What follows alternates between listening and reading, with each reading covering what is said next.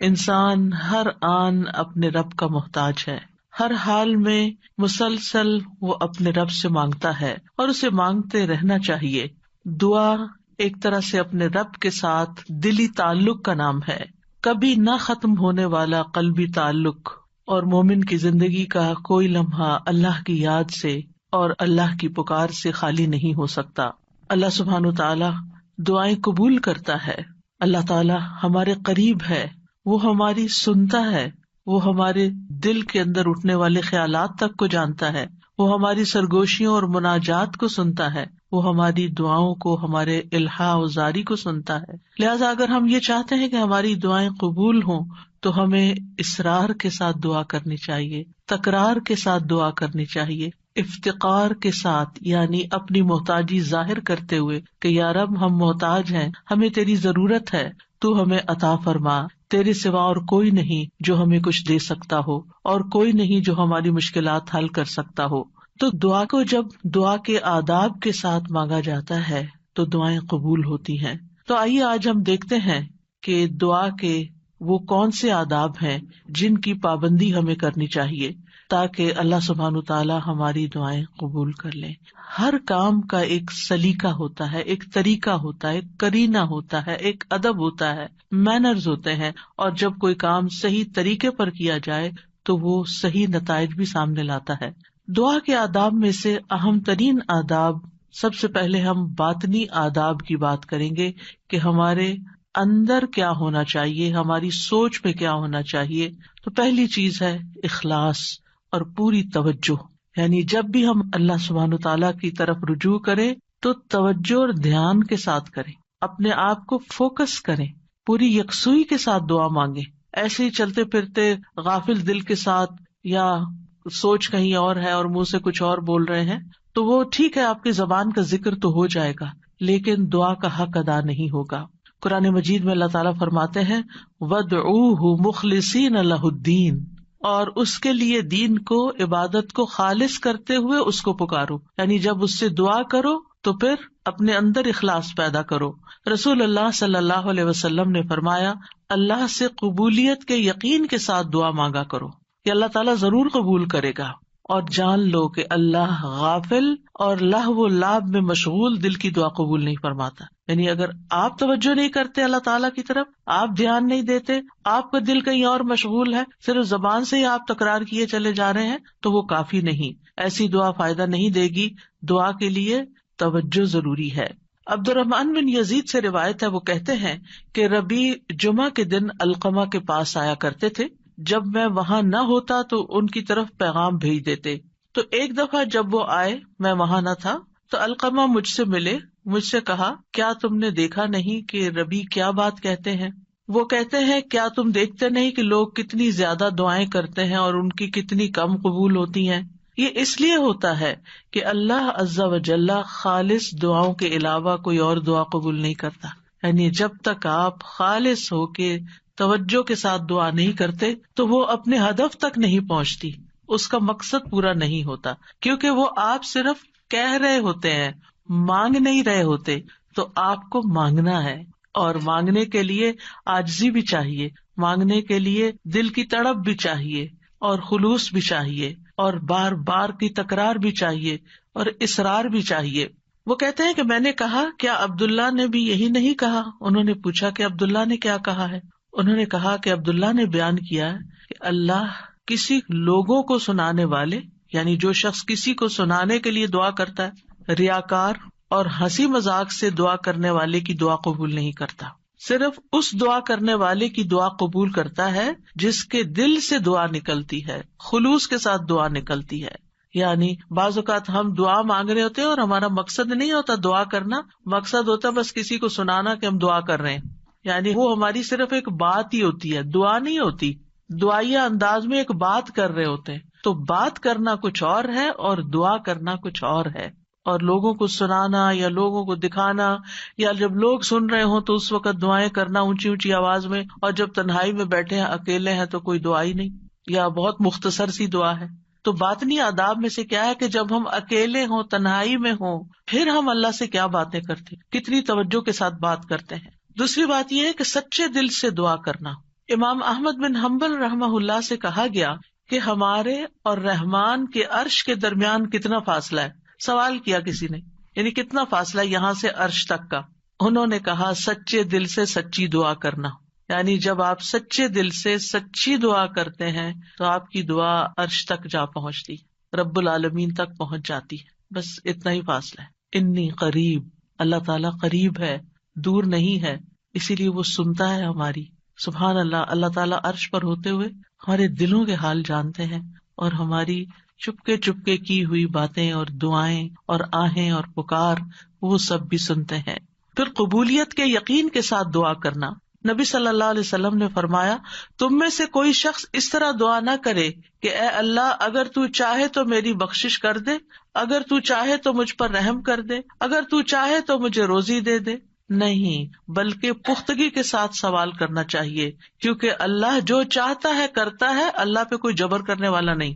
تو پکی پکی دعا کریں کہ اللہ تعالیٰ یہ چاہیے، ایسا ہی چاہیے، اصرار کے ساتھ، تکرار کے ساتھ، خلوص کے ساتھ. اور پھر قبولیت دعا کے بارے میں پریشان نہ ہو کہ ہم نے تو خلوص بھی اور تکرار اصرار سب کچھ کر لیا، پھر بھی ہماری دعا قبول نہیں ہوئی. عمر بن خطاب کہتے ہیں، میں دعا کی قبولیت کے بارے میں پریشان نہیں ہوتا، بلکہ میں دعا کے بارے میں پریشان ہوتا ہوں. تو جب تمہارے دل میں دعا مانگنے کا خیال ڈال دیا جاتا ہے کہ مانگو، تو دعا کی قبولیت اس کے ساتھ ہی ہوتی ہے، یعنی قبولیت بھی ساتھ ہی آ جاتی ہے. تو اس لیے قبولیت ہو جائے گی اگر تم نے مانگ لیا، اپنا فرض پورا کر لیا. پھر یہ کہ خشوع و خضوع اور عاجزی کے ساتھ دعا کرنی چاہیے، یعنی دل کو حاضر کر کے اللہ سبحانہ تعالیٰ کے سامنے اپنی بندگی کا اظہار کر کے کہ میں کچھ نہیں ہوں، میں بہت کمزور انسان ہوں، میں فقیر ہوں، تو بادشاہ ہے، میرے ہاتھ میں کچھ نہیں، ہر چیز کا مالک تو ہے. جب انسان اس طرح اپنی عاجزی کو ظاہر کر کے دعا کرتا ہے تو بھی دعا قبول ہوتی ہے. ابو موسیٰ اشعری کہتے ہیں، ہم ایک سفر میں رسول اللہ صلی اللہ علیہ وسلم کے ساتھ تھے. جب ہم کسی وادی میں اترتے تو لا الہ الا اللہ اور اللہ اکبر کہتے اور ہماری آواز بلند ہو جاتی تو نبی صلی اللہ علیہ وسلم نے فرمایا، اے لوگو اپنی جانوں پر رحم کرو، کیونکہ تم کسی بہرے یا غائب کو نہیں پکار رہے، وہ تو تمہارے ساتھ ہی ہے. بے شک وہ سننے والا تم سے بہت قریب ہے، بے شک وہ سننے والا بہت قریب ہے. انہ سمیع قریب تبارک اسمہ وتعالی جدہ، اس کا نام برکتوں والا ہے اور اس کی عظمت بہت ہی بڑی ہے. پھر یہ کہ اپنی بے بسی اور اللہ تعالیٰ کی نعمتوں کا اقرار کرتے ہوئے دعا کرنا. ہمیں زکریا علیہ السلام کے بارے میں پتہ چلتا ہے قرآن مجید سے کہ انہوں نے کہا، قال رب انی وہن العظم منی واشتعل الرأس شیبا ولم اکن بدعائک رب شقیا. اے رب میری ہڈیاں کمزور ہو گئی ہیں، میرا سر بڑھاپے سے بھڑک اٹھا ہے، بال سفید ہو گئے ہیں، اور اے میرے رب میں تجھ سے مانگ کر کبھی نامراد نہیں ہوا. یعنی میرے اینڈ پر کوئی چیز کام نہیں کر رہی، لیکن تیرے اینڈ پہ سب کچھ کام کرتا ہے، لہذا میں ابھی بھی مایوس نہیں ہوں. دعا میں جب کچھ چیزیں جمع ہو جاتی ہیں تو پھر دعا قبولیت کا درجہ پاتی ہے، جس میں اللہ تعالیٰ کی بارگاہ میں اپنی کمزوری، اپنی محتاجگی، اپنی عاجزی کا اظہار کرنا، عاجزی اور انکساری، لاچاری اور بے بسی، پھر ساتھ ساتھ اللہ کی تعریف بھی کرنا. یعنی ایک طرف اپنی کمزوری کا ذکر کرنا، اللہ میں تو گناہ گار ہوں اور تو بخشنے والا ہے، اللہ میں تو اپنی جان پہ ظلم کرنے والا ہوں اور تو ہم پر مہربان ہے. یعنی ایک طرف اپنی کمزوری کا اظہار اور دوسری طرف اللہ کی رحمت اور اللہ تعالیٰ کی بہترین صفات کا اقرار، وہ ساتھ ساتھ چلے. پھر اس کی نعمتوں کا اقرار کہ اللہ تو نے مجھے یہ بھی نعمت دی میرے مانگے بغیر، تو نے مجھے یہ بھی عطا کر دیا میرے مانگے بغیر، تو مجھے یہ بھی عطا کر دے. یعنی پھر اپنی حاجت رکھے. یعنی اس سے دعا کے اندر ایک خوبصورتی پیدا ہو جاتی ہے. یعنی مانگنے والے کا جو انداز ہوتا ہے اس پر بھی بہت ڈپینڈ کرتا ہے. اب دیکھیں ایک شخص آپ کے پاس آتا ہے اور روڈلی بات کرتا ہے اور اپنی کوئی ضرورت بتاتا ہے، آپ کیا کریں گے؟ ٹھہر جاؤ، کرتے ہیں تمہاری خبر لیتے ہیں. آپ شاید کر بھی لیں کچھ اس کے لیے، لیکن اس محبت سے نہیں. ایک شخص آتا ہے، وہ بڑی محبت سے آپ سے بات کرتا ہے، آپ کے احسانات کا ذکر کرتا ہے، آپ کی کوئی تعریف کر دیتا ہے اور اس کے بعد اپنی کوئی ضرورت رکھتا ہے، تو آپ اپنی وسعت سے بڑھ کے بھی شاید اس کی مدد کر دیں. تو جب بندے اور بندے کے بیچ میں یہ معاملہ ہے تو جو اصل بادشاہ ہے اس کا کتنا حق بنتا ہے کہ ہم اس کی نعمتوں کا اقرار کریں، اس کی تعریف کریں اور سچے دل سے اس کی حمد و ثنا بیان کریں.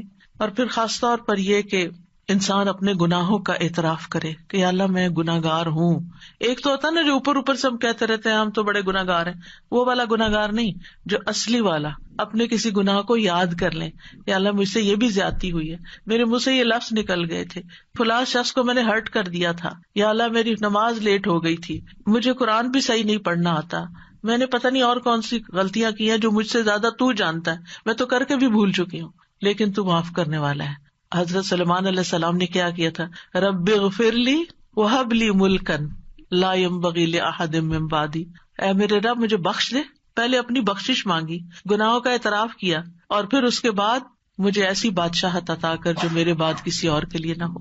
تو یہ اقرار بڑا ضروری ہے. فاعترفت بذنبی، اللہ میں اپنے گناہوں کا اعتراف کرتا ہوں. اور پھر آپ دیکھیے گڑ گڑا کے دعا مانگنی چاہیے، تضرعا وخفیہ. سورۃ الاعراف میں آتا ہے ادعوا ربکم تضرعا وخفیہ انہ لا یحب المعتدین.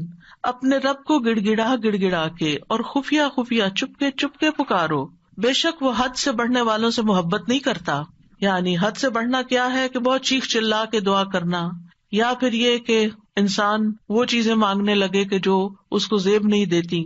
تضرع جو ہوتا ہے اس میں رونا بھی شامل ہوتا ہے، اپنی عاجزی اور انکساری کا اظہار بھی ہوتا ہے، اور اصرار بھی ہوتا ہے. تضرع گڑ گڑانے کے معنوں میں یہ ساری چیزیں شامل ہیں. یعنی انسان اس طرح اپنے آپ کو اپنے رب کے سامنے بے بس پیش کرے اور اس کے الفاظ ایسے ہوں کہ اس کے اندر سے دل کی ساری خرابیاں نکل جائیں. یعنی آئی ایم نتھنگ، اے اللہ میں کچھ نہیں ہوں، اینڈ یو مین اٹ، کہ واقعی انسان سمجھے کہ میں بہت کمزور ہوں، غلطیوں کا پتلا ہوں، لیکن پھر بھی میں تیرے در پہ آیا ہوں، تو بادشاہ ہے، تو مجھے خالی ہاتھ نہیں لوٹائے گا، میری تجھ سے ہی امیدیں ہیں ساری. آپ دیکھیے نبی صلی اللہ علیہ وسلم سے بڑھ کر کون عبادت گزار تھا؟ سب سے زیادہ عبادت تو نبی صلی اللہ علیہ وسلم نے کی، لیکن بدر کے دن ان کا اللہ تعالیٰ کے آگے رونا اور گڑ گڑانا اور پھر اپنے ہاتھوں کو اٹھا کے دعا کرنا وہ ہم سب جانتے ہیں. صحیح مسلم میں آتا ہے غزوہ بدر کے موقع پر اللہ کے نبی صلی اللہ علیہ وسلم قبلہ رخ ہوئے، پھر دعا کے لیے اپنے ہاتھوں کو اٹھایا اور اپنے رب سے گڑ گڑا کے دعا مانگنا شروع کی. اللہم انجز لی ما وعدتنی، اللہم آتی ما وعدتنی، اللہم ان تہلک ہذہ العصابۃ من اہل الاسلام لا تعبد فی الارض. اے اللہ میرے لیے اپنے کیے ہوئے وعدے کو پورا فرما، اے اللہ اپنے وعدے کے مطابق معاملہ فرما. اے اللہ اگر اہل اسلام کی یہ جماعت ہلاک ہو گئی تو زمین پر تیری عبادت نہ کی جائے گی. اور یہ صرف ایک دفعہ جملہ نہیں انہوں نے بولا، بار بار یہی کہتے تھے اللہ اپنے وعدوں کو پورا کر دے، اللہ اپنے وعدے پورے کر دے. آپ صلی اللہ علیہ وسلم برابر اپنے رب سے اپنے ہاتھ دراز کیے ہوئے، ہاتھ اٹھا کے قبلے کی طرف منہ کر کے دعا مانگتے رہے، یہاں تک کہ آپ کی چادر آپ کے شانے سے گر پڑی، یعنی کندھے پہ جو چادر اڑی تھی وہ نیچے گر گئی، یعنی اتنا ہاتھ اٹھایا کہ وہ چادر بھی گر گئی. بس ابو بکر رضی اللہ عنہ آپ کی طرف آئے، آپ کی چادر کو اٹھایا، اسے آپ کے کندھے پہ ڈالا، پھر آپ کے پیچھے سے آپ کو لپٹ گئے اور عرض کیا اللہ کے نبی آپ کی اپنے رب سے دعا کافی ہو چکی، ان قریب وہ آپ سے کیے ہوئے اپنے وعدے کو پورا فرمائے گا. اگر ہم سے کسی نے وعدہ کیا ہو کہ میں تمہارا یہ کام کر دوں گا، اگر ہم سے اللہ نے وعدہ کیا ہو کوئی کہ یہ ہو جائے گا، تو پھر اس کے بعد ہماری دعائیں کتنی ہوگی؟ ہم تو دعا ہی نہیں کریں گے، ہم کہیں گے وہ تو آلریڈی کانٹریکٹ ہو چکا ہے، وعدہ ہو چکا ہے، اب تو ہو ہی جائے گا نا، بس ہو ہی جائے گا، اب کیا فکر، اب ٹکٹ لے لی ہے، ویزا لگ گیا ہے، اب تو عمرے پہ جانا پکا ہو گیا ہے، ہو ہی جائے گا. نہیں، یہ ٹکٹ اور ویزا نہیں لے کے جاتا آپ کو، یہ اللہ کا اذن، اللہ کی طرف سے رحمت، اللہ کی طرف سے عنایت آپ کو لے کے جاتی ہے. اور جب تک آپ اس کے گھر تک پہنچ نہیں جاتے مسلسل دعا کرتے رہیں، مانگ مانگ کے اللہ سے نیکیوں کے موقع لیتے رہیں. کسی بھی موقع پر کوئی بھی نیکی کا کام کرنا ہو، اب مثلاً نماز پڑھنے جا رہے ہیں آپ، تو آپ اللہ تعالیٰ سے دعا کریں، اللہ تعالیٰ نماز تو پڑھنے جا رہی، خوشبو آپ نے ڈالنا ہے، میرا دل آپ نے لگانا ہے، میرے لیے اس نماز کو آنکھوں کی ٹھنڈک آپ نے بنانا ہے، اس نماز میں میری محبت آپ نے ڈالنی ہے. کیونکہ نیکی کے کام بھی فار گرانٹیڈ نہ لیا کریں کہ ہاں ہو جائیں گے، بس یہ تو فرض ہے نا، ادا کر لیں گے، وضو کر لیا نا، جائے نماز بچھی ہوئی، کیا مشکل ہے، میں چلی جاؤں گی. نہیں، وہاں تک جانے کی توفیق بھی اللہ دیتا ہے، اور اچھا سا کام کرنے کی توفیق بھی اللہ تعالیٰ ہی دیتا ہے. اس لیے اس سے مانگتے رہے، چھوٹی چھوٹی چیزیں، یعنی جو بھی کام کرتے رہے. کھانا پکانے جا رہے ہیں تو دعا کریں یا اللہ بہت اچھا سا بن جائے. کوئی بھی کام، کسی سے کوئی ڈیل کرنے جا رہے ہیں، بازار جا رہے ہیں، کچھ خرید رہے ہیں، کچھ بھی کر رہے ہیں، تو دل میں اللہ تعالیٰ کو پکارتے رہیں. اللہ تعالیٰ سے کنیکشن ڈیولپ کریں، اللہ تعالیٰ سے راز و نیاز کیا کریں، اللہ تعالیٰ کو اپنے دل کے قریب محسوس کیا کریں. قریب و مجیب، وہ قریب بھی ہے، جواب بھی دیتا ہے، دعائیں قبول کرتا ہے. اور پھر چپ کے یہ جو دعاؤں کی قسمیں جو میں نے ذکر کی ہیں ابھی، یہ ساری خفیہ دعائیں، دل میں، دائیں بائیں کسی کو نہیں پتا آپ کیا کر رہے ہیں، لیکن مانگتے چلے جائیں. زکریا علیہ السلام کے بارے میں اللہ تعالیٰ نے خاص طور پہ فرمایا، ذکر رحمت ربک عبدہ زکریا اذ نادى ربہ نداء خفیا. یہ آپ کے رب کی اس رحمت کا ذکر ہے جو اس نے اپنے بندے زکریا پر کی، جب اس نے اپنے رب کو چپ کے پکارا. چپ کے کسی کو نہیں پتا کیا مانگ رہے ہیں. اللہ تعالیٰ نے قرآن میں کھول دیا کیا مانگا، کیسے مانگا، سب کچھ ہمیں بتا دیا. وہ اپنے رب کو بتا رہے تھے. تو انسان کو چاہیے کہ پوشیدہ دعائیں بھی کرے، کیونکہ اللہ تعالیٰ کو یہ پسند ہے.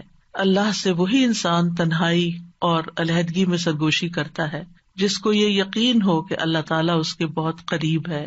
حسن بن ابی حسن کہتے ہیں کہ ہم نے اپنے زمانے میں ایسے لوگ پائے جو اپنے نیک اعمال میں سے جس عمل کو مخفی رکھنے پر قدرت رکھتے، اس کو اتنا مخفی رکھتے کہ کسی کو پتہ نہیں چلتا تھا. چھپا کے عمل کیا کرتے تھے، اور دعا بھی اس میں سے ایک ہے. یعنی آپ دعا کریں چپ کے چھپا کے، صرف اپنے رب کے ساتھ شیئر کریں. آپ دیکھیں آپ اپنے سیکریٹس کس کے ساتھ شیئر کرتے ہیں؟ جس سے آپ کو سب سے زیادہ محبت ہوتی ہے، جو آپ کے سب سے زیادہ قریب ہوتا ہے، صرف فزیکلی نہیں، جو آپ کے دل کے قریب ہوتا ہے. تو اللہ سے بڑھ کر ہمارے دل کے قریب کون ہو سکتا ہے؟ اور اللہ سے بڑھ کر ہمیں محبت کس سے ہونی چاہیے؟ سب سے زیادہ محبت بھی اسی سے، اور سب سے زیادہ قربت کا احساس بھی اسی کے ساتھ، اور پھر سب سے زیادہ راز و نیاز بھی اسی کے ساتھ، مناجات بھی اسی کے ساتھ. تو جب انسان چپ کے دعا کرتا ہے تو اس کے بہت سے فائدے ہوتے ہیں. ایک تو انسان کے ایمان میں اضافہ ہوتا ہے کہ اللہ تعالیٰ خفیہ دعا سنتا ہے. دوسرا یہ ہے کہ اللہ سبحانہ وتعالیٰ رب کائنات ہے، بادشاہ ہے. کسی بادشاہ کے دربار میں جا کے آپ کیسے بات کرتے ہیں؟ کس ٹون کے ساتھ، کتنا لاؤڈ. کبھی کسی کو دیکھا کہ کسی ڈگنیٹری کے پاس جا کے چیخ چلا کے بات کر رہا ہو؟ نہیں. اللہ سبحانہ وتعالیٰ کے سامنے تو ہمارا ادب اور احترام اور بھی زیادہ ہونا چاہیے. یعنی اللہ سے محبت کا مطلب یہ نہیں کہ ہم پھر اللہ تعالیٰ سے ایسے باتیں کریں جیسے کسی بچے سے باتیں کر رہے ہیں، جیسے اپنے بچوں سے لاڈ کر رہے تھے، ایسے تھوڑی. ادب، احترام.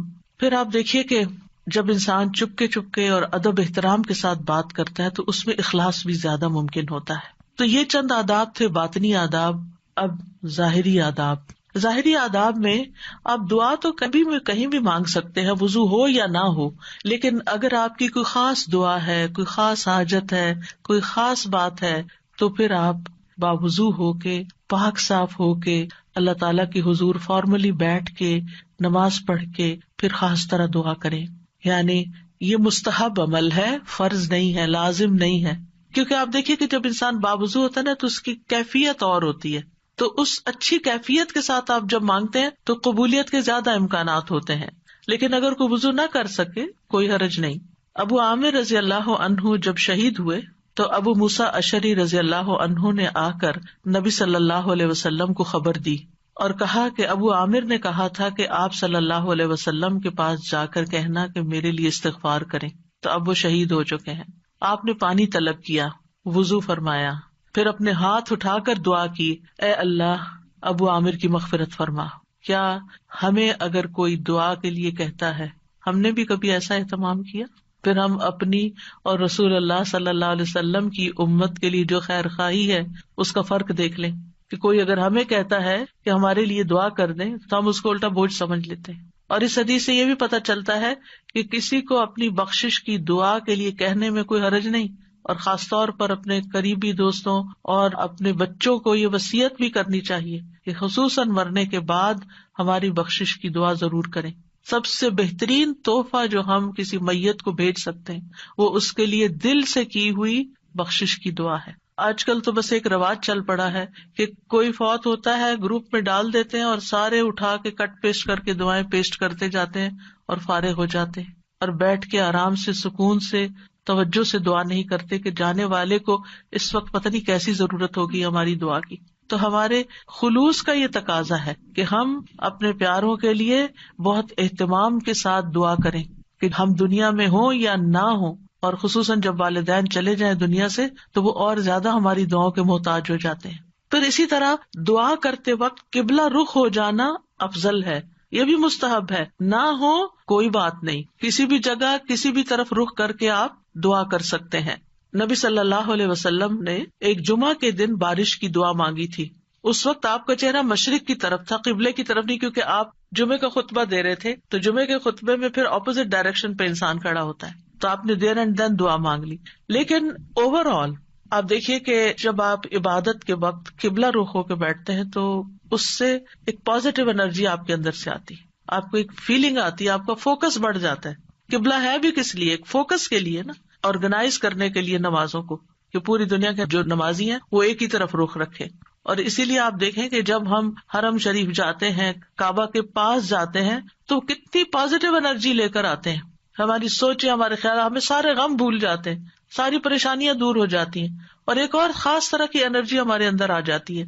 تو اس لیے بہتر ہے کہ قبلے کی طرف منہ کر لیں، نہیں ہے تو کوئی بات نہیں. علی بن ابی طالب سے روایت ہے، ایک مرتبہ ہم رسول اللہ صلی اللہ علیہ وسلم کے ساتھ سفر پر روانہ ہوئے. جب ہم ہرہ میں اس سیراب کی ہوئی زمین پر پہنچے جو سعد بن ابی وقاص کی ملکیت میں تھی، تو رسول اللہ صلی اللہ علیہ وسلم نے فرمایا، میرے لیے وضو کا پانی لاؤ.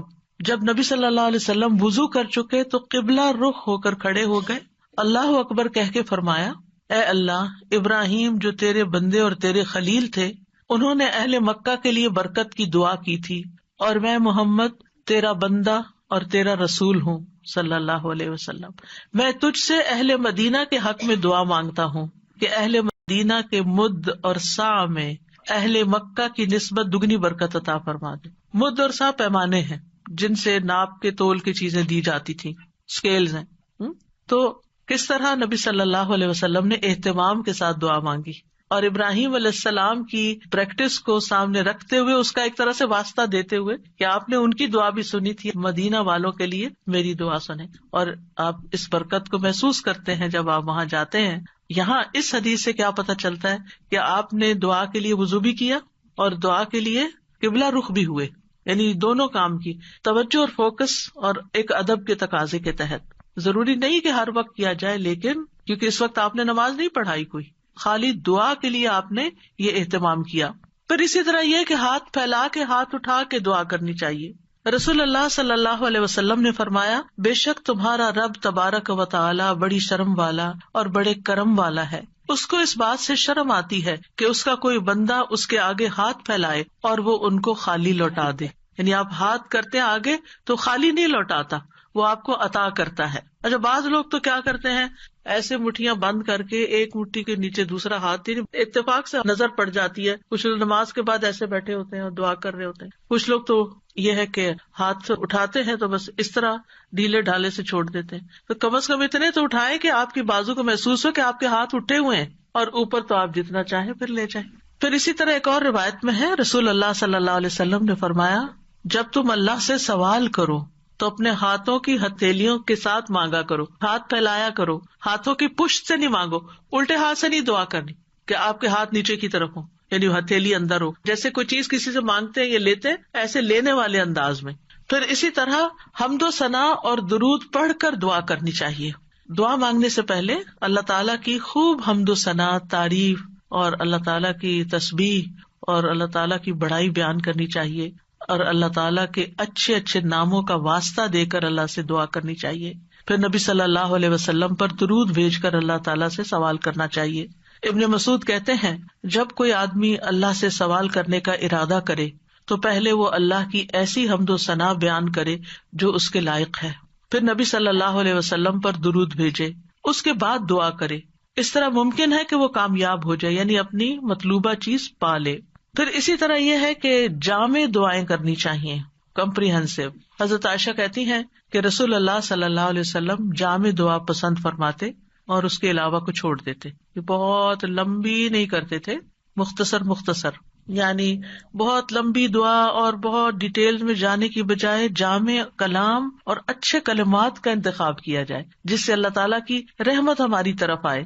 اچھے الفاظ کا جو چناؤ ہے اس کے بارے میں خطابی کہتے ہیں کہ انسان کو چاہیے کہ اپنی دعا کے لیے اور اپنے رب کی تعریف کے لیے اچھے الفاظ اور عمدہ کلمات کا انتخاب کرے، اور ان کلمات کا انتخاب کرے جن کے اندر یعنی تھوڑے لفظوں میں میننگ زیادہ ہوں. جامع کا مطلب یہی ہوتا ہے، کیونکہ یہ بندے کی مناجات ہے، یعنی بندے کی سرگوشیاں ہیں اس ہستی کے لیے جو سب سرداروں کا سردار ہے، کوئی اس جیسا نہیں، کوئی اس کے مشابہ نہیں. آپ دیکھیے کہ جب آپ کسی ایسے شخص کو کچھ نوٹ بھیجتے ہیں، چاہے وائس نوٹ ہو چاہے لکھ کر بھیجیں، جس کا آپ احترام کرتے ہوں، جس کو کوئی اہمیت دیتے ہوں، تو آپ کس طرح بات کرتے ہیں؟ کون سے الفاظ استعمال کرتے ہیں؟ سب سے اچھے الفاظ استعمال کرتے ہیں، خوبصورت انداز میں بات کرتے ہیں. اور اگر آپ کو اپنی بات پسند نہ آئے تو آپ کیا کرتے ہیں؟ میسج ڈیلیٹ کرتے. تو یہ ٹھیک نہیں ہے، دوبارہ کرتے ہیں اور ایسے انداز میں بات کرتے کہ دوسرے کو سمجھ آ جائے.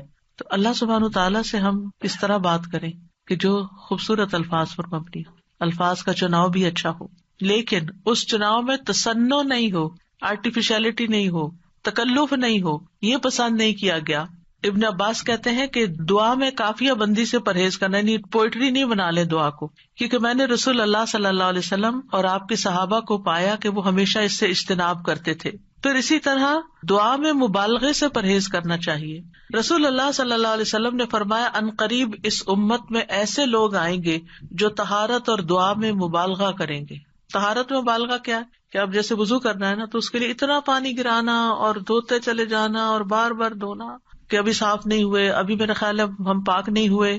نہیں، اس میں انسان کو اعتدال اختیار کرنا چاہیے. نبی صلی اللہ علیہ وسلم تھوڑے سے پانی سے پورا وضو کر لیا کرتے تھے. اور اسی طرح دعا میں مبالغہ آرائی جو ہے وہ بھی پسندیدہ نہیں ہے. پھر اپنے گناہوں کا اعتراف کر کے توبہ استغفار کر کے دعا کرے. نبی صلی اللہ علیہ وسلم نے فرمایا ایک بندے نے گناہ کیا اور کہا اے میرے رب میں نے گناہ کیا تو مجھے بخش دے. اس کے رب نے فرمایا کیا میرا بندہ جانتا ہے کہ اس کا کوئی رب ہے اور گناہ کی وجہ سے سزا بھی دیتا ہے؟ میں نے اپنے بندے کو بخش دیا، کیونکہ میرے بندے کا یہ یقین تھا کہ میرا رب بخشش فرمانے والا ہے، اسی لیے وہ میرے پاس آیا ہے بخشش مانگنے کے لیے، تو میں نے اس کو بخش دیا. دعا کرنے والے کو پہلے اپنے لیے دعا کرنی چاہیے، پھر اپنے قریب والوں کے لیے، پھر دور والوں کے لیے. جیسے قرآن مجید میں آتا ہے ابراہیم علیہ السلام کی دعا ربنا اغفر لی ولوالدی وللمؤمنین یوم یقوم الحساب، اللہ مجھے بخش دے، میرے والدین کو بخش دے اور سارے مومنوں کو بخش دے قیامت کے دن. رسول اللہ صلی اللہ علیہ وسلم جب کسی کا ذکر کرتے ہوئے اس کے لیے دعا کرتے تو پہلے اپنے لیے کرتے. پھر اسی طرح تکرار اور اصرار سے دعا کرنی چاہیے. نبی صلی اللہ علیہ وسلم جب دعا کرتے تو 3 مرتبہ دعا کرتے، ہر دفعہ نہیں لیکن جو خاص خاص دعائیں ہوتی. رسول اللہ صلی اللہ علیہ وسلم نے فرمایا جو شخص 3 مرتبہ اللہ سے جنت مانگے، جنت کہتی ہے اللہم ادخلہ الجنہ. یعنی آپ جب نماز میں یا بعد میں دعا کرتے ہیں کہ اللہم انی اسألک الجنہ، اللہم انی اسألک الجنہ، اللہم انی اسألک الجنہ، تو جنت کہتی ہے اللہم ادخلہ الجنہ. پھر اسی طرح جو بھی ضرورت ہو اس کے لیے صرف 1-8 دفعہ دعا کر کے چھوڑ نہ دی جائے، بلکہ کثرت سے مانگتے رہیں. ابو درداء کہتے ہیں جو کثرت سے دروازہ کھٹکھٹاتا ہے قریب ہے اس کے لیے کھول دیا جائے، جو کثرت سے دعا مانگتا ہے قریب ہے کہ اس کی دعا قبول کر لی جائے. پھر اسی طرح پوری کوشش لگا دینی چاہیے، اللہ کی رحمت سے مایوس نہیں ہونا چاہیے. یہ نہیں کہنا چاہیے کہ 20 سال ہو گئے یہ دعا کرتے ہوئے ابھی تک قبول نہیں ہوئی. نہیں، مانگتے رہیں. ہر دعا کی قبولیت کا ایک وقت ہے. یعقوب علیہ السلام کی دعا کتنے سالوں میں جا کے قبول ہوئی، بعض کہتے ہیں 40 سال بعد، اس سے بھی زیادہ بتاتے ہیں. اسی طرح ابراہیم علیہ السلام کی جو دعا نبی صلی اللہ علیہ وسلم کے بارے میں تھی کئی ہزار سال کے بعد وہ قبول ہوئی. پھر اسی طرح باقی پیغمبروں کی بھی جو دعائیں ہیں، یعنی ہم دیکھتے ہیں دونوں طرح سے معاملات ہیں، فوری طور پر بھی اور تاخیر سے بھی، کیونکہ یہ اللہ تعالیٰ کو پتا ہے کہ ہمارے لیے کیا بہتر ہے.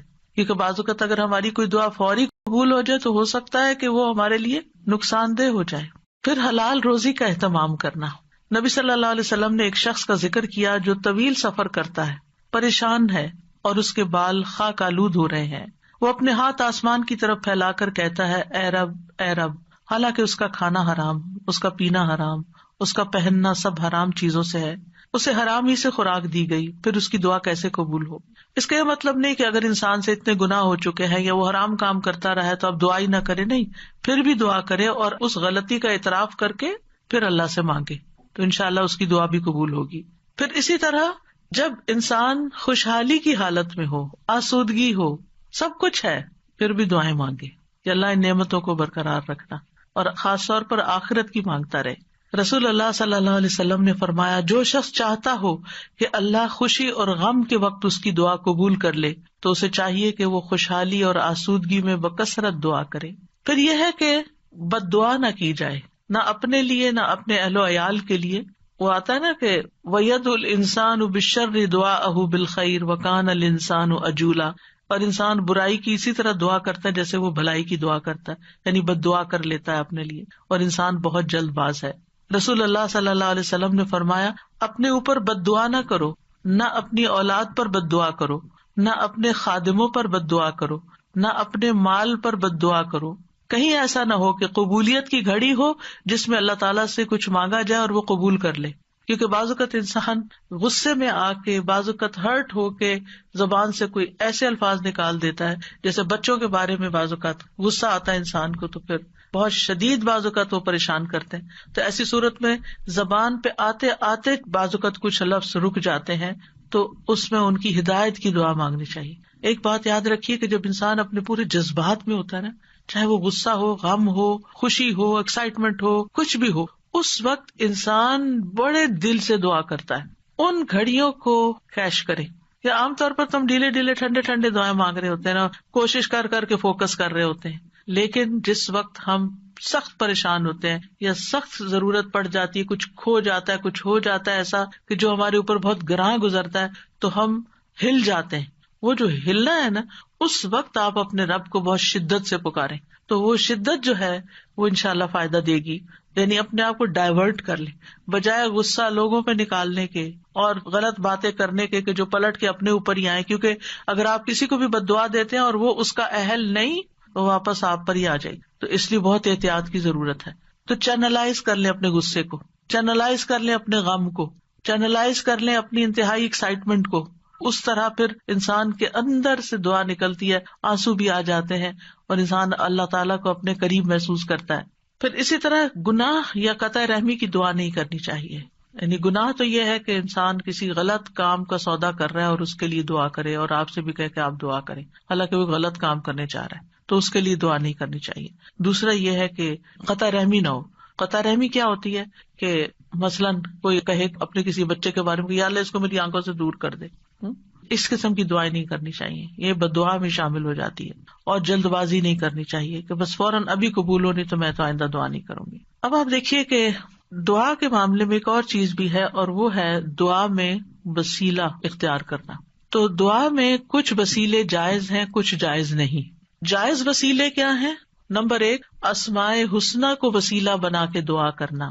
قرآن مجید میں آتا ہے وَلِلَّهِ الْأَسْمَاءُ الْحُسْنَى فَادْعُوهُ بِهَا، اور سب اچھے نام اللہ ہی کے ہیں، سو اسے ان کے ساتھ پکارو، اچھے ناموں کے ساتھ۔ مثلا ہم یہ کہیں کہ یا حی یا قیوم برحمتک استغیث، اب یہاں اللہ کے ناموں کو وسیلہ بنایا اور رحمت مانگی۔ یا ذا الجلال والاکرام، یا من بیدہ ملکوت السماوات والارض، یا رب ربنا، یا رب العالمین، یا ارحم الراحمین، یا اللہ یا رحمان یا رحیم، یا اللہ یا کریم، یا وہاب، رزق مانگنا تو یا رزاق۔ اس طرح اللہ تعالیٰ کے ناموں کو وسیلہ بنا کے آپ دعا کر سکتے ہیں۔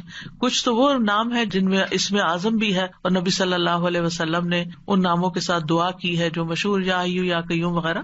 لیکن یہ ہے کہ چونکہ ایک عمومی ہدایت ہے کہ اللہ کے ناموں کے ساتھ دعا کی جائے، تو کسی بھی نام کو جو آپ کو بہت اچھا لگتا ہے، اللہ تعالیٰ کی کوئی بھی پیاری صفت، اس کے ساتھ اللہ کو پکار کے آپ اللہ تعالیٰ سے دعا کریں، کیونکہ یہ بھی ایک محبت کا اظہار ہوتا ہے نا، جس سے آپ محبت کرتے ہیں اس کے آپ ہر نام سے ہی پیار کرتے ہیں، بلکہ نئے نئے نام رکھتے رہتے ہیں، یا قریب یا مجیب بھی کہہ سکتے ہیں۔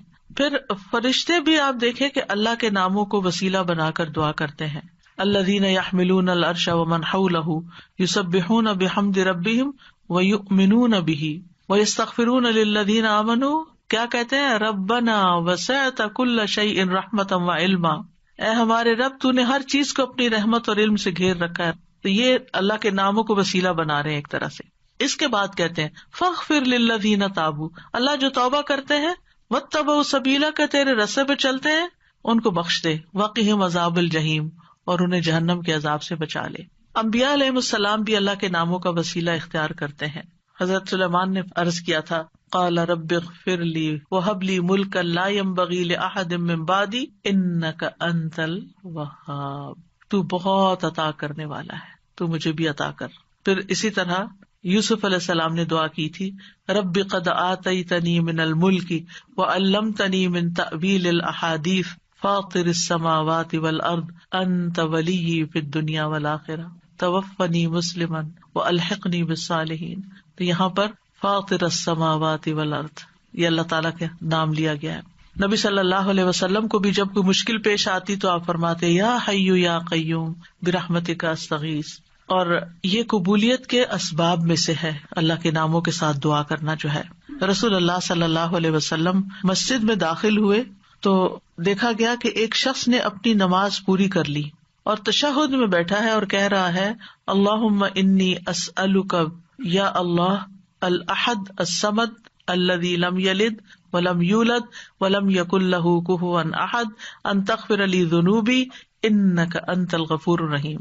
آپ صلی اللہ علیہ وسلم نے 3 بار فرمایا اس کو بخش دیا گیا ہے. یعنی اس دعا کے ساتھ آپ دیکھیں کہ اس میں اخلاص بھی ہے نا. یا اللہ الاحد الصمد الذی لم یلد ولم یولد ولم یکن لہ کفوا احد، یہ سورۃ اخلاص کا حصہ ہے. ان تغفر لی ذنوبی، میں توحید خالص کا اقرار کر کے اپنے گناہوں کی معافی مانگتا ہوں. پھر یا ذی الجلال والاکرام کو لازم پکڑ لینا چاہیے. نبی صلی اللہ علیہ وسلم نے فرمایا ان ناموں کے ساتھ چمٹے رہو، یعنی روزانہ ان ناموں کے ساتھ اللہ تعالیٰ سے دعا کرنی چاہیے. پھر یہ کہ ادب کے ساتھ اس کی صفت بیان کرتے ہوئے دعا کرنی چاہیے. پھر رب کے وسیلے سے دعا کرنی چاہیے. یعنی ابو درداء کہتے ہیں اللہ تعالیٰ مومنوں پر رحم فرمائے، وہ مسلسل یہی کہتے رہے ربنا ربنا ربنا ربنا، یہاں تک کہ ان کی دعا قبول کر لی گئی. اپنے نیک اعمال کو وسیلہ بنا کے دعا کرنا، یعنی یہ وسیلہ دے سکتے ہیں ہم. اور اس کی دلیل وہ غار والے ہیں جو غار میں پھنس گئے تھے 3 لوگ، انہوں نے اپنے اپنے نیک عمل کو وسیلہ بنا کر دعا کی تو غار کے دروازے یا دھانے سے بھاری پتھر ہٹ گیا جو 3 لوگ مل کے بھی ہٹا نہیں پا رہے تھے. پھر اپنے ایمان لانے کو وسیلہ بنا سکتے ہیں. الذین یقولون ربنا اننا آمنا فاغفر لنا ذنوبنا وقنا عذاب النار، جو لوگ کہتے ہیں اے ہمارے رب بے شک ہم ایمان لے آئے تو ہمارے لیے ہمارے گناہوں کو بخش دے، یعنی ہمارے ایمان کی وجہ سے ہمارے گناہوں کو بخش دے اور ہمیں آگ کے عذاب سے بچا لے. پھر زندہ نیک لوگوں کی دعا کے ساتھ وسیلہ پکڑنا، یعنی ان سے دعا کروانا. نیک لوگوں میں سے اگر کوئی آدمی زندہ ہے، آپ کے والدین ہیں، سارا وقت عبادت میں لگے رہتے ہیں، کوئی غیبت چگلی نہیں کرتے ادھر ادھر، نانا نانی دادا دادی بزرگ ہو جاتے ہیں نا، یا والدین بھی بزرگ آپ کے پاس ہیں اور آپ دیکھتے کہ سارا دن یا وہ تسبیح کر رہے ہیں یا وہ قرآن پڑھ رہے ہیں یا وہ نمازیں پڑھ رہے ہیں اور عمر کے اس حصے میں پہنچ گئے ہیں کہ اب وہ کوئی برا کام نہیں کرتے، تو ان سے بھی خاص دعا کروانی چاہیے. یعنی ان کے پاس جا کر کہنا آپ ہمارے لیے دعا کریں یا ان سے دعا کروائیں، تو یہ دراصل آپ ان کا وسیلہ پکڑ رہے ہیں ایک طرح سے، یہ بھی وسیلہ ہے. مثلاً آپ کہہ سکتے ہیں کہ آپ میرے لیے دعا کریں اللہ تعالیٰ مجھے بخش دے، یا اگر رزق کا معاملہ ہے تو رزق، یا شفا چاہیے تو اللہ تعالیٰ سے دعا کریں اللہ تعالیٰ میری بیماری دور کر دے، یا جو بھی کوئی مسئلہ ہو. یا اسی طرح یہ کہ اگر بارش نہیں برس رہی ہے اور کوئی لوگوں کے لیے پرابلم ہو رہی ہے تو ان سے کہہ سکتے ہیں کہ وہ بھی خاص دعا کریں. حضرت عمر رضی اللہ عنہ جو تھے رسول اللہ صلی اللہ علیہ وسلم کے چچا عباس کی دعا کو انہوں نے وسیلہ بنایا تھا. انس بن مالک کہتے ہیں جب کبھی عمر رضی اللہ عنہ کے زمانے میں قحط پڑتا تو عمر رضی اللہ عنہ عباس بن عبد المطلب کے وسیلے سے دعا کرتے تھے اور فرماتے اے اللہ پہلے ہم تیرے پاس اپنے نبی کا وسیلہ لایا کرتے تھے تو پانی برساتا تھا، اب ہم اپنے نبی کے چچا کو وسیلہ بناتے ہیں تو ہم پر پانی برسا، یعنی ان سے بھی دعا کرواتے. تو انس رضی اللہ عنہ کہتے ہیں چنانچہ انہوں نے ایک دفعہ ایسے کیا تو خوب بارش برس پڑی. تو یہ جو کسی سے جا کے کہنا کہ آپ دعا کریں اس میں کوئی حرج نہیں، لیکن صرف ایک رسم بنا لینا ہر وقت دعا کے لیے کہتے رہنا، آپ دوسرے کے لیے دعا شروع کر دیں فرشتہ آمین کہے گا وہ آپ کو کوئی لگ جائے گی، یعنی اس کو ایک رسم نہ بنائیں. یعنی لوگوں نے نا شدت اختیار کر لی ہے، ان ایکسٹریم پہ چلے گئے، یا ہر وقت یہی کہتے رہتے ہیں بس دعا کریں دعا کریں دعا کریں، یا پھر دوسری طرف کہتے کسی کو بھی نہ کہیں دعا کریں. تو یہ دونوں چیزیں ٹھیک نہیں، اعتدال میں رہیں. ایک عورت اپنے بچے کو لے کر نبی صلی اللہ علیہ وسلم کی خدمت میں حاضر ہوئی اور عرض کیا، اے اللہ کے نبی، اس کے حق میں اللہ سے دعا کیجیے، اور میں 3 بچوں کو دفن کر چکی ہوں، یعنی اس سے پہلے میرے 3 بچے فوت ہو چکے ہیں، آپ اس کے لیے دعا کیجیے. آپ نے پوچھا تم نے 3 بچوں کو دفن کیا ہے؟ اس نے کہا ہاں. آپ نے فرمایا تم نے پھر جہنم سے ایک مضبوط بندش باندھ لی ہے، یعنی اللہ تعالیٰ تمہارے لیے ان بچوں کی وجہ سے آگ سے تمہیں بچا لے گا. تو یہ دعا کا ایک طرح سے وسیلہ بن گیا. اب کچھ وسیلے ناجائز بھی ہیں تو ان کا بھی پتہ ہونا چاہیے. ان میں سے فوت شدہ نیک آدمی کو وسیلہ بنانا، اس کی ممانعت ہے. کیوں؟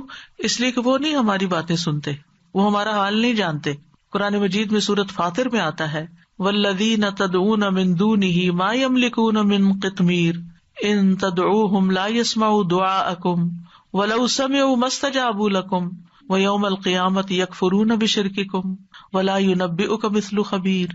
اور وہ جنہیں تم اس کے سوا پکارتے ہو وہ کھجور کی گٹلی کے چھلکے کے مالک بھی نہیں ہے. کتنی باریک سی، آپ رمضان آ رہا ہے نا تو کھجوریں کھائیں گے تو وہ چھلکا ضرور اتار کے دیکھیں کہ کیا چیز ہو، ہاتھ سے مسل دے تو نظر بھی نہیں آتا. یعنی اللہ کے سوا کوئی اتنی چیز کا بھی اصل مالک نہیں ہے. یہ ہم مانتے ہیں ہمارے پاس جو کچھ اللہ نے ہمیں دے رکھا ہے. فرمایا اگر تم انہیں پکارو تو وہ تمہاری پکار سنتے ہی نہیں. یہ جو لوگوں نے ایک ڈھنگ بنا رکھا ہے نا، بزرگوں کی قبروں پہ جا کر ان سے کہتے ہیں آپ ہمارے لیے دعا کریں، پھر وہ فوت ہو چکے ہیں، وہ کیسے سن سکتے ہیں؟ آپ کو اگر کوئی بے ہوش کر دے تو آپ کو کوئی بات نہیں سنائی دیتی، آپ سوئے پڑے ہو تو آپ کو سنائی نہیں دیتی، تو آپ فوت ہو کے کیسے کسی کی باتیں سننا شروع ہو گئے؟ اور اگر وہ سن بھی لیں تو تمہیں جواب نہیں دے سکتے. اگر وہ سن لیں، اللہ چاہے تو کسی کو بھی سنوا سکتا ہے. اور خاص طور پر جب میت کا حساب کتاب ہو رہا ہوتا ہے شروع میں، تو اس وقت وہ جوتوں کی چاپ وغیرہ سنتا ہے. اگر اس وقت کوئی کہے کہ اس وقت میں اس نیک انسان سے کہتا ہوں اور یہ سن رہا ہے کیونکہ جوتوں کی چاپ سن رہا ہے تو میری بات بھی سن لے گا، مستجابوا لکم، وہ تمہیں جواب نہیں دے سکتے، تمہارے لیے کچھ کر نہیں سکتے. اس وقت ان کو اپنی پڑی ہے، ان کا تو اپنا امتحان ہونے لگا ہے، وہ تمہارے لیے کہاں سے دعائیں کریں گے؟ اور قیامت کے دن تمہارے اس شرک کا انکار کر دیں گے. اور آپ کو خوب خبر رکھنے والے اللہ کی مانند کوئی بھی خبر نہیں دے سکتا. یہ اللہ تعالیٰ نے آپ کو بتایا ہے کہ یہ ممکن نہیں کہ مردے سے آپ جا کے کہو کہ آپ ہمارے لیے دعا کریں. اچھا، بعض لوگ کہتے ہیں وہ شہید ہوتے ہیں، تو شہید وہ ہوتے ہیں اور مردہ نہیں کہتے اس کو، لیکن ان کا بھی تعلق ہماری دنیا سے نہیں ہے، وہ اپنی جنتوں میں ہے. قرآن مجید میں ایسے لوگوں کی مذمت کی گئی ہے جو اپنے اور رب کے بیچ میں غیر اللہ کو وسیلہ بناتے ہیں. سورۃ الزمر میں آتا ہے الا للہ الدین الخالص والذین اتخذوا من دونہ اولیاء ما نعبدهم الا لیقربونا الی اللہ زلفی ان اللہ یحکم بینہم فیما ہم فیہ یختلفون ان اللہ لا یہدی من هو کاذب کفار. خبردار، خالص دین صرف اللہ ہی کا حق ہے، اور وہ لوگ جنہوں نے اس کے سوا اور حمایتی بنا رکھے، اللہ کو چھوڑ کے اوروں کو اپنا مددگار سمجھ رکھا ہے، وہ کہتے ہیں ہم ان کی عبادت نہیں کرتے مگر اس لیے کہ یہ ہمیں اللہ سے قریب کر دیں. ہم بزرگوں کی قبر پہ اس لیے جاتے ہیں کہ وہاں زیادہ دعا قبول ہوتی. یہ کہاں سے پتا چلا آپ کو؟ الا لیقربونا الی اللہ زلفی، اچھی طرح قریب کر دیں. یقیناً اللہ ان کے درمیان اس کے بارے میں فیصلہ کرے گا جس میں وہ اختلاف کر رہے ہیں. بے شک اللہ اس شخص کو ہدایت نہیں دیتا جو جھوٹا اور بہت ناشکرا ہو. ایسے لوگ پھر کسی کی سنتے بھی نہیں. آپ کو معلوم ہے نا، دور جاہلیت میں لوگ بتوں کی پوجا کرتے تھے، وہ ان کو خدا نہیں سمجھتے تھے. وہ کہتے تھے یہ خدا کے اوتار ہیں اور ہم یہ سمجھتے ہیں کہ ان کی سفارش سنی جاتی. اور وہ بت کن کے ہوتے تھے؟ پاسٹ کے نیک لوگوں کے، جیسے قوم نوح نے بت بنا لیے تھے. لیکن یاد رکھیے جو آیت ہم ریپیٹڈلی ہر روز سنتے ہیں اور ہر روز اس کا معنی جانتے ہیں، اس میں وَإِذَا سَأَلَكَ عِبَادِي عَنِّي وَإِنِّي قَرِيبٌ، کوئی واسطہ وسیلہ بیچ میں نہیں. میں خود اپنے بندے کے قریب ہوں، کسی اور کو بیچ میں لانے کی کیا ضرورت ہے؟ ڈائریکٹ اس کو پکارے. جیسے آپ اپنا کیس خود پیش کر سکتے ہیں، کوئی اور نہیں آپ کے لیے کر سکتا. جو چوٹ آپ کو لگی ہوئی ہے، جو غم آپ کے دل میں ہے، وہ کسی اور نے نہیں ایکسپیرینس کیا. لہٰذا اس دکھی ٹوٹے دل کے ساتھ جب اللہ سے مانگیں گے تو کیوں نہیں سنے گا؟ ضرور سنے گا. اب دعا کی قبولیت کے کچھ اوقات. اگرچہ انسان ہر وقت دعا کر سکتا ہے، لیکن کچھ ٹائم دوسرے ٹائمز کی نسبت زیادہ قبولیت والے ہوتے ہیں، جن میں سب سے پہلے آذان. حدیث میں آتا ہے آذان اور اقامت کے درمیان دعا رد نہیں کی جاتی، لیکن پہلے آپ اذان کا جواب دیں، اذان کے بعد والی دعا پڑھیں، دروشی پڑھیں اور پھر مانگیں، قبول ہو جائے گی. پھر فرض نمازوں کے بعد، سبحان اللہ، ہر روز 5 دفعہ فرض نماز ادا کرتے ہیں، اس کے فوراً بعد دعا قبول ہوتی ہے۔ ابو امامہ کہتے ہیں رسول اللہ صلی اللہ علیہ وسلم سے پوچھا گیا کون سی دعا زیادہ قبول ہوتی ہے؟ آپ نے فرمایا رات کے آخری حصے میں اور فرض نمازوں کے بعد مانگی جانے والی دعا۔ اس میں دونوں طریقے سے آپ مانگ سکتے ہیں، ایک سلام پھیرنے سے پہلے جہاں رب جلنی پڑھتے ہیں وہاں بھی اپنی دعائیں مانگ سکتے ہیں، اور دوسرے سلام کے بعد بھی یاد آئے تو اس وقت بھی مانگ سکتے ہیں۔ پھر دوران سجدہ رسول اللہ صلی اللہ علیہ وسلم نے فرمایا جہاں تک سجدے کا تعلق ہے تو اس میں خوب دعا کرو، یہ دعا اس لائق ہے کہ تمہارے حق میں قبول کی جائے، اور سجدے کی حالت میں انسان اللہ کے بہت قریب ہوتا ہے تو اس وقت خوب دعا کرنی چاہیے۔ کئی لوگوں کا سوال ہوتا ہے کہ کیا اس میں قرآنی دعا کر سکتے ہیں؟ جی، ایز اے دعا آپ کر رہے ہیں تو قرآن کے الفاظ بھی ہو تو پڑھ سکتے ہیں، ہاں تلاوت نہیں کر سکتے لیکن دعا کر سکتے ہیں، مسنون دعائیں بھی کر سکتے ہیں، اپنی زبان میں نہیں باتیں کر سکتے وہاں، اللہ یہ کہ آپ نماز کے بعد کسی وقت دل چاہے اور آپ سجدے میں پڑھ کے اپنے دل کی باتیں کریں۔ پھر رات کا آخری حصہ، فجر کی اذان سے پہلے کا وقت، نبی صلی اللہ علیہ وسلم نے فرمایا تمام اوقات سے زیادہ بندہ پچھلی رات میں رب کے سب سے زیادہ قریب ہوتا ہے، بس اگر تم سے ہو سکے تو تم اس گھڑی کو یاد کرنے والوں میں سے بن جاؤ تو ضرور بن جاؤ، یعنی اس وقت تم ضرور اللہ کو یاد کرو، اس وقت دعائیں کرو۔ پھر جمعہ کے دن ایک خاص گھڑی، ابو ہریرہ روایت کرتے ہیں رضی اللہ عنہ کہ رسول اللہ صلی اللہ علیہ وسلم نے جمعہ کے دن کا تذکرہ کیا، آپ نے فرمایا اس میں ایک گھڑی ایسی ہے کہ کوئی مسلمان بندہ نماز پڑھتے ہوئے اللہ سے جو بھی مانگتا ہے اسے ضرور عطا کر دیا جاتا ہے۔ اب یہ کون سی گھڑی ہے؟ اس کے بارے میں ایک تو یہ اوپینین ہے کہ دن کا کوئی بھی حصہ ہو سکتا ہے، دوسرا یہ ہے کہ امام جب خطبے کے لیے ممبر پر آ جاتا ہے، پھر ایک یہ کہ عصر کے بعد سے لے کے مغرب کے بیچ میں آتی ہے، پھر لیلۃ القدر میں دعا کرنا، عرفہ کے دن حاجیوں کے لیے عرفہ کا دن ہم بھی کر لیں تو کیا حرج ہے، اگر ان کی سنی جا رہی تو رب ہماری بھی سن رہا ہے، لیکن وہ تو چونکہ مشقت اٹھا کے وہاں پہنچے ہیں تو اس لیے وہ زیادہ قریب ہیں۔ نبی صلی اللہ علیہ وسلم نے فرمایا بہترین دعا وہ ہے جو عرفہ کے دن مانگی جائے۔ حضرت عائشہ کہتی ہے کہ رسول اللہ صلی اللہ علیہ وسلم نے فرمایا اللہ عرفہ کے دن سے زیادہ کسی دن اپنے بندوں کو آگ سے آزاد نہیں کرتا، اور اللہ اپنے بندوں کے قریب ہوتا ہے، پھر فرشتوں کے سامنے اپنے بندوں پر فخر فرماتے ہوئے کہتا ہے یہ سارے بندے کیوں آئے ہیں یہاں، گھر بار چھوڑ کے مال خرچ کر کے اتنی تکلیف اٹھا کے یہاں کس لیے جمع ہے؟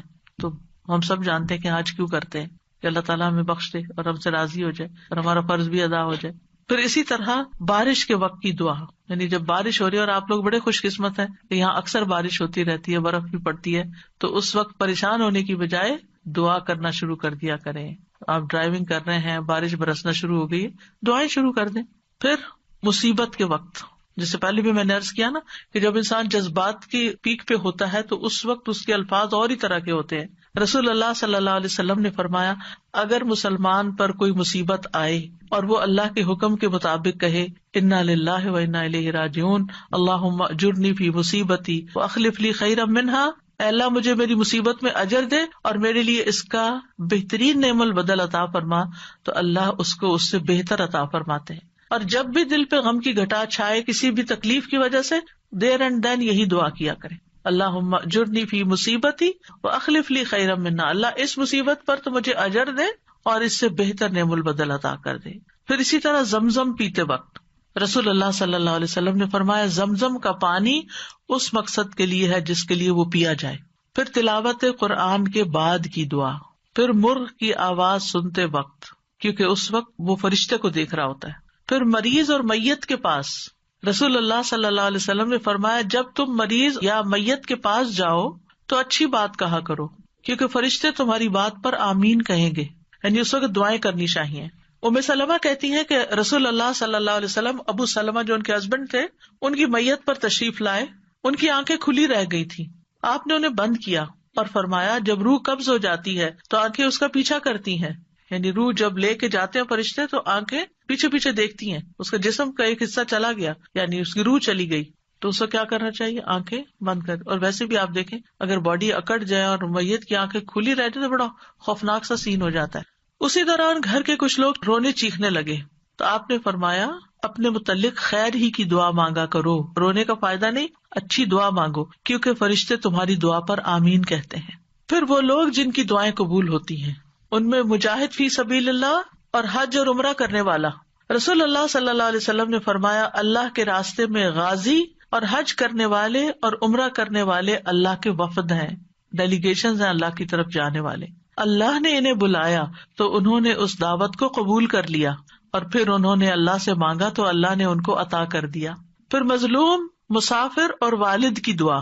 نبی صلی اللہ علیہ وسلم نے فرمایا 3 قسم کے لوگوں کی دعائیں قبول ہوتی ہیں اور ان کی قبولیت میں کوئی شک و شبہ نہیں. نمبر 1 مظلوم کی دعا، اس میں مثال ہے نوح علیہ السلام کی. مسافر کی دعا، اس میں مثال ہے موسیٰ علیہ السلام کی. اور والد کی اپنی اولاد کے لیے دعا، ابراہیم علیہ السلام کی. اسی طرح اولاد جو اپنے والدین کے لیے دعا کرتی ہے.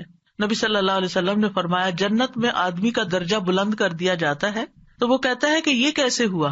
کہا جاتا ہے تمہاری اولاد کے تمہارے حق میں استغفار کے سبب، تمہاری اولاد تمہارے لیے دعائیں کر رہی تھی اس لیے تمہیں اپ گریڈ کر دیا گیا.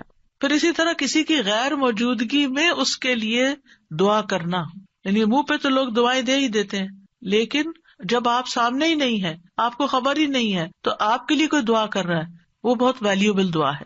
پھر روزے دار کی دعا جب تک کہ وہ افطار نہ کر لے. پھر اللہ کا کثرت سے ذکر کرنے والا اور عادل حکمران. پھر وضو اور اللہ کا ذکر کر کے سونے والا، اس کی دعا. وہ شخص جو رات کو آنکھ کھلنے پر یہ دعا پڑھے، اس کے کارڈ بھی چھپے ہوئے ہیں، لا الہ الا اللہ وحدہ لا شریک لہ لہ الملک و لہ الحمد وہو علی کل شیء قدیر الحمد للہ وسبحان اللہ ولا الہ الا اللہ واللہ اکبر ولا حول ولا قوۃ الا باللہ. ثم قال، پھر کہے اللہم اغفر لی، اے اللہ مجھے بخش دے. یا پھر کوئی اور دعا مانگے تو وہ بھی قبول ہوگی. پھر اگر وہ وضو کرے اور نماز پڑھے تو اس کی نماز قبول ہو جائے گی. پھر وہ لوگ ہیں جن کی دعا قبول نہیں ہوتی. قرآن مجید میں آتا ہے فادعوا وما دعاء الکافرین الا فی ضلال. فادعوا، تم دعا کرو، اور کافروں کی دعا تو اکارت ہی ہے، کیونکہ وہ اللہ سے تھوڑی مانگتے ہیں. کوئی جیزس سے مانگ رہا ہے اور کوئی بتوں سے مانگ رہا ہے اور کوئی کسی سے کوئی کسی سے. اللہ کے لیے تو مخلص ہو کے اخلاص کے ساتھ دعا کرتے ہی نہیں ہے. اور اخلاص والی دعا کیا ہے؟ جو ہر شرک سے پاک ہو. پھر جو لوگ نیکی کا حکم نہ دیں اور برائی سے نہ روکیں، ان کی دعائیں قبول نہیں ہوتی. عائشہ رضی اللہ تعالیٰ عنہ کہتی ہیں ایک مرتبہ رسول اللہ صلی اللہ علیہ وسلم میرے پاس تشریف لائے تو مجھے آپ کے چہرے سے محسوس ہوا کہ آپ کی طبیعت میں کچھ گھٹن ہے. آپ نے وضو کیا اور کوئی بات کیے بغیر واپس چلے گئے. میں نے حجروں سے قریب ہو کر سنا تو آپ فرما رہے تھے اے لوگو، بے شک اللہ عز و جل فرماتا ہے کہ نیکی کا حکم دیا کرو اور برائی سے روکا کرو، اس سے پہلے کہ تم مجھے پکارو اور میں تمہاری دعائیں قبول نہ کروں. تم مجھ سے سوال کرو اور میں تمہیں کچھ عطا نہ کروں، تم مجھ سے مانگو اور میں تمہیں نہ دوں. پھر اسی طرح ناسمجھ کو مال یا اختیار دینے والے کی دعا.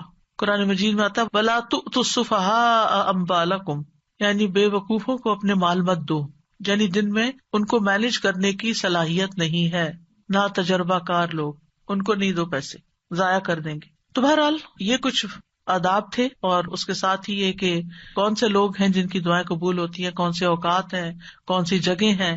اور آخر میں یہ کہوں گی کہ ہمیں اللہ تعالیٰ سے کثرت سے دعا کرنی چاہیے، اس سے مانگتے رہنا چاہیے، کیونکہ ہم محتاج ہیں. دوسروں سے کہنے کی بجائے خود اللہ تعالیٰ سے زیادہ دعائیں کریں. دعا میں عاجزی اور افتقار ہونا چاہیے، اصرار ہونا چاہیے. اور پھر قبولیت کے اسباب اختیار کریں، یعنی جگہیں، ٹائم، یعنی کس قسم کی مناسبت ہے اس سے. تو اللہ تعالیٰ سے دعا ہے کہ وہ ہمیں دعا کرنا سکھا دے اور ایسی دعائیں کرنے کی توفیق دے جو ہمارے لیے قبولیت کا باعث ہوں. ہم اصرار سے مانگتے ہیں اللہ تعالیٰ سے، بار بار وہی بات چیت کرتے ہیں اور ضد بھی کرتے ہیں، لیکن ہمیں نہیں پتا کہ وہ چیز ہمارے لیے صحیح ہے کہ نہیں، تو ہم مانگتے رہیں تو اللہ تعالیٰ اس کے بدلے کیا کیا دے گا. کل کے لیکچر میں ہم نے پڑھا تھا کہ بعض اوقات آپ اصرار کر رہے ہیں، اللہ کو پتا یہ نہیں آپ کے لیے ٹھیک، لیکن چونکہ آپ دعا کر رہے ہیں، آپ عبادت کی حالت میں، آپ کو مناجات کی لذت مل رہی ہے، آپ کے بوجھ اتر رہے ہیں، آپ کے گناہ معاف ہو رہے ہیں. یعنی بعض اوقات دعا نہیں قبول ہوتی لیکن اس کے بدلے گناہ معاف ہو جاتے ہیں. بعض اوقات کوئی آنے والی مصیبت ٹال دی جاتی ہے، تو بعض اوقات اللہ تعالیٰ اس سے بہتر کوئی اور چیز آپ کو دے دیتا ہے. سو مینی ویز آف قبولیت دعا. السلام علیکم استاذہ جی. یہ جیسے زندگی میں بہت ناراضگیاں ہیں، ہسبینڈ سے لڑائی ہو گئی ہے اور ہسبینڈ کی اچانک ڈیتھ ہو گئی، تو پہلے تو اتنا لڑی ہوئی تھی کہ چھوڑ کے چلی گئی وہ، اور پھر پیر پکڑ کے معافیاں مانگی بعد میں، تو مطلب یہ کہ بعد میں معافی وہ پتہ نہیں ہسبینڈ نے معاف کیا یعنی وہ تو جا چکے تھے، وہ کہتی ہیں کیا میری معافی ہو گئی ہوگی؟ ہسبینڈ کے لیے بھی کثرت سے دعا کریں اور اپنی بخشش کے لیے بھی کریں. اللہ معاف کرنے والا ہے. اللہ تعالیٰ کو وہ بندہ جو گناہ کرنے کے بعد پلٹ آتا ہے وہ بہت پسند ہے. ایک اور جیسے جب ہم نماز پڑھ رہے ہوتے ہیں تو ایسے اللہ تعالیٰ کی بڑائی بیان کرتے ہیں، جیسے سبحان اللہ و بحمدہ عدد تک، تو وہ ہم درود شریف اس کے بعد پڑھیں اللہ کی بڑائی بیان کر کے. نماز کے اندر درود شریف اینڈ میں اتحیات کے بعد ہے، اس وقت ہوگا، اور اس کے بعد دعائیں ہوں گی. دعائیں رب جلنی جو پڑھتے ہیں وہ درود شریف کے بعد ہی پڑھتے ہیں نا. جی یہ کہہ کے بھی پڑھ سکتے ہیں نا، یا بدیع السماوات یا حیو یا قیوم انی اسالک، یہ بھی کہہ کے اسٹارٹ کر کے پڑھ سکتے ہیں. بالکل، جزاک اللہ. استاذہ جی، یہ جو کہتے ہیں نا کہ ہم اپنے والدین کے لیے دعائیں مانگتے ہیں تو ان کے جنت میں درجات اللہ تعالیٰ بلند کرتے ہیں، الحمدللہ ہم سب کی یہی ہوتا ہے کہ ہمارے ماں باپ اللہ کی رحمت سے وہاں ہو، نہ ہو تو پھر کہاں کیا ہوتا ہے، مطلب نکل آئیں گے جہاں کسی اور مشکل میں ہے تو ان کی پھر لگتی ہے. ایمان کے ساتھ تو امید ہے نا یہی. نہیں، انشاءاللہ امید تو بالکل سب کو یہی ہوتی ہے کہ وہاں ہے، لیکن یہ کہ اگر کہیں اللہ نہ کرے کہ کہیں اور بھی ہیں، یا ان کا حساب سخت ہو رہا ہے، یا کوئی اور ایسی مسئلہ آ گیا ان کو، تو اس سے نکل آئیں گے دعاؤں کی بدولت. آپ نے دیکھا ہوگا کئی لوگ خواب میں آتے ہیں اور خواب میں آ کے کہتے ہیں ہمارے لیے دعا کرو، یا ہمارے لیے صدقہ کرو، یا اپنی کوئی پریشانی بتاتے ہیں، یا آپ ان کو برے حال میں دیکھتے ہیں تو پھر آپ ان کے لیے صدقہ اور دعا وغیرہ کرتے ہیں. تو میں کہیں پڑھ رہی تھی کہ کسی کے اوپر قرض تھا اور اس نے خواب میں اپنے بیٹے کو بتایا کہ میرے پیسے فلاں جگہ رکھے ہیں، اس سے قرضہ ادا کر دو. تو یہ اللہ کی مدد ہی ہوتی ہے. تو اچھے حال میں بھی انسان دیکھتا ہے، اچھے حال میں بھی دیکھتا ہے تو انشاءاللہ اچھے ہوں گے. لیکن یہ غیب کے معاملات ہیں جن کا ہمیں بہت کم علم دیا گیا، کوئی گارنٹی نہیں کہہ سکتا کسی کی بھی نہیں. میری امی نے جب قرآن لکھا تھا نا ترجمہ، تو انہوں نے خواب میں دیکھا تھا کہ ان کے والدین ہیں اور ان کو 2 بڑی بڑی کرسیاں اور اس کے ان پر تاج پہنایا جا رہا ہے. تو اولاد کیوں نہ نیکیاں کرے پھر، اور ایسے بچوں کو اور ایسے اولادوں کو اللہ تعالیٰ توفیق دے کہ وہ ایسے نیک کام کریں جو ان تک ہمارے بڑوں سے بڑوں تک بخشش کا وسیلہ بنے. بلکہ ایک ٹپ دوں گی، رمضان میں جو بھی صدقہ خیرات کریں اس میں ساتھ اپنے والدین کو بھی شامل کر لیں. استاد آپ نے شروع میں بتایا کہ ہم کسی کے لیے دعا مانگتے ہیں تو اس میں بس ہم ایک سرسری لفظ یوز کر دیتے ہیں، تو جب کوئی اچھا کام کرتا ہے یا بچے بھی کوئی بھی تو ہم اس وقت کہہ دیتے ہیں دعا، تو اس وقت کہہ سکتے اس طرح اٹس اوکے، یا اس وقت ہم کوئی خاص ادب کے ساتھ مانگیں؟ مطلب ادب اس وقت کیا ہوگا کہ الفاظ اچھے ہوں اور احترام ہو، یعنی ہر وقت وضو کرنا، ہر وقت قبلہ رخ ہونا، ہر وقت فارمل اس میں بیٹھ کے کرنا یہ نہیں ممکن ہوتا. چلتے پھرتے اٹھتے بیٹھتے ہر حال میں آپ دل میں پکار سکتے ہیں. آپ نے ابھی ارشاد فرمایا کہ جب ہم ہتھیلیاں کھول کے ہتھیلیوں سے دعا مانگنی چاہیے. جی، تو جب ہم سجدے میں جیسے دعا قبول ہوتی تو ہمارے تو ہاتھ یوں ہوتے ہیں، تو ہم ان کو یوں کریں؟ نہیں، سجدے میں ہمیں نہیں پھیرنا. سجدے میں تو پوزیشن ہے نا سجدے کی، وہ تو آپ سجدہ کر رہے ہیں جی اور اس میں دعا آ گئی. لیکن جب آپ دعا مانگ رہے ہیں تو اس وقت دعا کی پوزیشن میں آ جائیں گے، یعنی سجدے کے علاوہ جب دعا مانگ رہے ہیں. اور روزے پہ کہتے ہیں نبی صلی اللہ علیہ وسلم کے کہ وہ خود ہمارے سلام کا جواب دیتے ہیں. جی ہاں، تو ان کو ہمارا سلام پہنچایا جاتا ہے. جی ہاں. تو وہاں ہم نہیں ان کو وسیلہ بنا کے دعا مانگ سکتے؟ یہ کسی صحابی نے نہیں بنایا. اچھا. دیکھیں جب حضرت عمر نبی صلی اللہ علیہ وسلم کی وفات کے بعد دعا کروانے گئے تھے تو حضرت عباس کے پاس گئے تھے، قبر پہ نہیں آئے تھے. ٹھیک ہے، اوکے. سبحانک اللہم و بحمدک، اشہد ان لا الہ الا انت، استغفرک و اتوب الیک. السلام علیکم و رحمۃ اللہ وبرکاتہ.